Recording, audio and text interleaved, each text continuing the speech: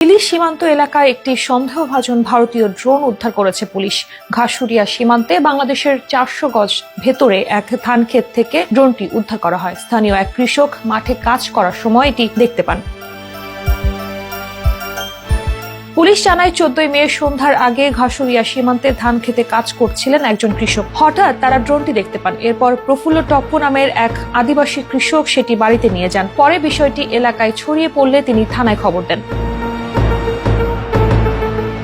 খবর পেয়ে হাকিমপুর থানা পুলিশের একটি দল প্রফুল্ল টপ্পুর বাড়ি থেকে ড্রোনটি উদ্ধার করে থানায় নিয়ে আসে। হাকিমপুর থানার পরিদর্শক জাহাঙ্গীর আলম বলেন, এলাকাবাসীর দেওয়া তথ্যের ভিত্তিতে কৃষকের বাড়ি থেকে ড্রোনটি উদ্ধার করা হয়েছে। কৃষক জানিয়েছেন, জমিতে কাজ করার সময় সেটি পেয়েছেন।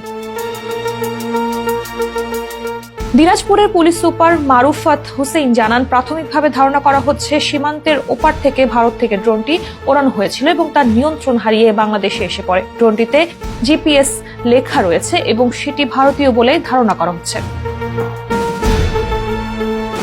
এই ঘটনায় সীমান্ত নিরাপত্তা জোরদার করা হয়েছে এবং বিষয়টি তদন্ত করছে আইনশৃঙ্খলা বাহিনী।